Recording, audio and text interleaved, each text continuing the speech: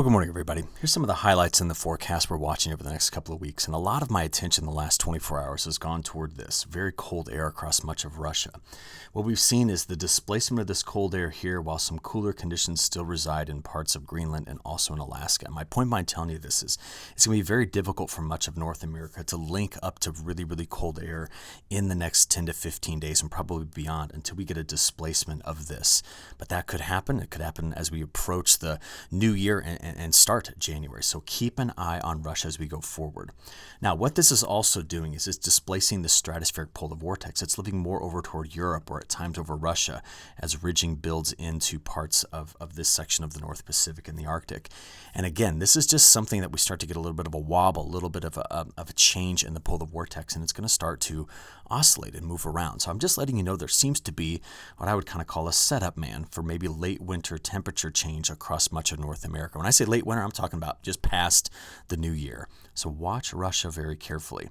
Now, right now, what we're dealing with is continual onshore flow in the northwest from a deep low that's hanging out just off the coast of British Columbia. And as it does so, it's really just pushing moisture into the northwest. So more is expected to come here.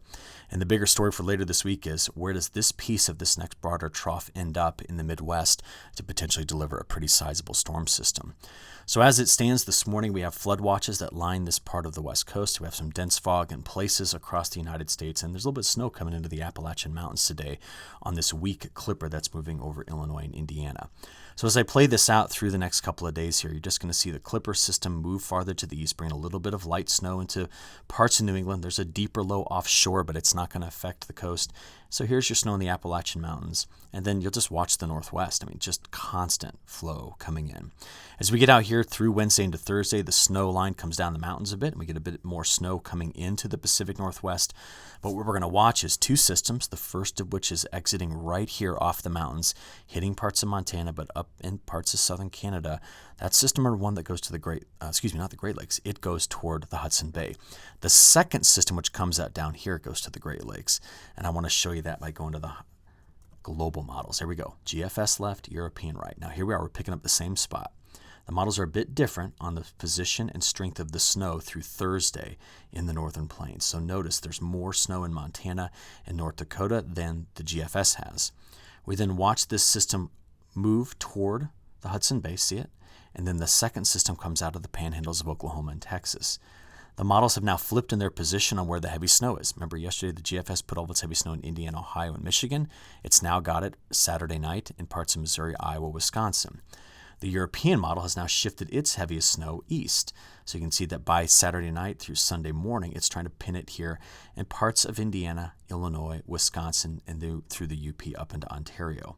Now, the European draws us into a much deeper low going into Ontario as we go forward. And it's going to be a pretty significant player. This is at the end of this week, going into this weekend. And once it heads out, what we'll be watching out there about day 8, 9, and 10 is another potential system sneaking in out of the south down here. Now, stitching all this together, this is your next 7 days of total accumulated precipitation. That is the European model, and this is the GFS. And as I go back and forth, you can start to see some of these differences. Again, European and GFS. But on the snow side of it, that's where the heaviest snow is expected from the second system from the European after it puts down some snow here in North Dakota, getting into parts of Saskatchewan and Manitoba, and then eventually up toward the Hudson Bay. The mountains, the Rockies, expected to get some decent snows. The Cascades, after today's very high snow elevations, expected to bring those down later this week and getting some better snows here as well. This is the European model. This is what the GFS says. So similar outlook for the West, but much more farther to the north with this system. Rather than dumping it in North Dakota, it brings it up here to Manitoba, and then that is where the GFS puts down its heaviest snow. So look at that. European model, GFS. Now, we always like to look at the ensembles, and so here's the GFS ensemble. It's got the heaviest snows here in the GFS. This is the chance of getting at least 3 inches. Whereas the European model, let's flip over to it real quick. European ensemble. I got the new run that just came in, so let's go back to the 0Z. And here's its best chance at 3 inches. Taking out 10 days, and that's what we've got.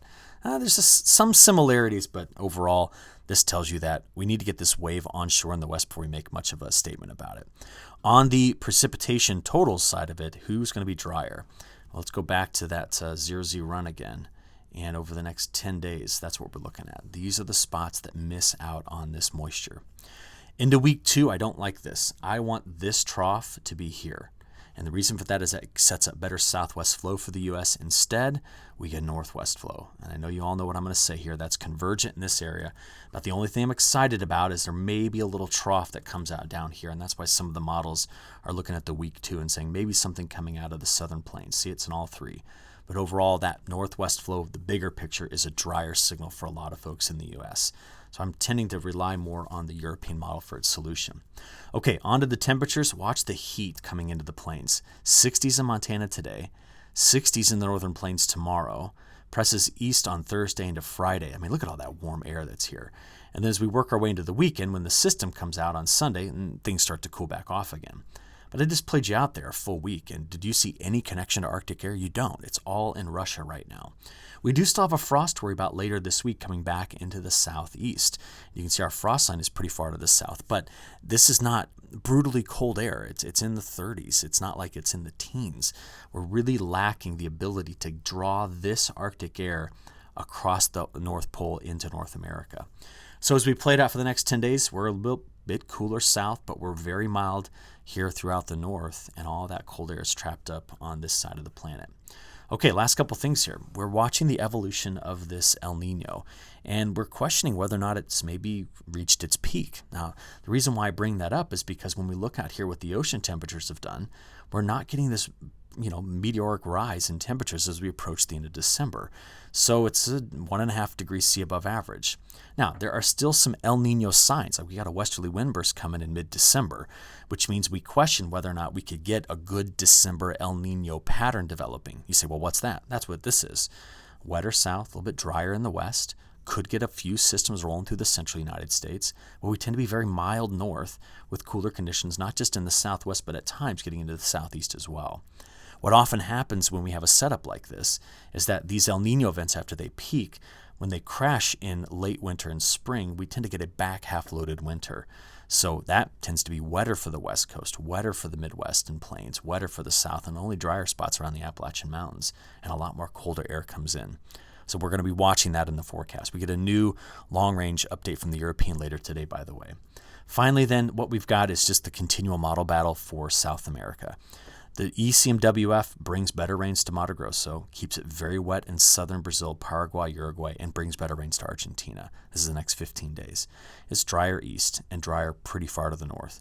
The GFS says, no, it's just really dry over Mato Grosso. Still wet in southern Brazil, and it kind of robs some of central Argentina for its best rains. But this model battle just continues. We're going to continue to evaluate which is performing the best. But it's one right now where the European is bringing in what folks need, and the GFS is continuing to rob that area. So I'll stop here. Have a good rest of your day, and we'll talk tomorrow. Thanks.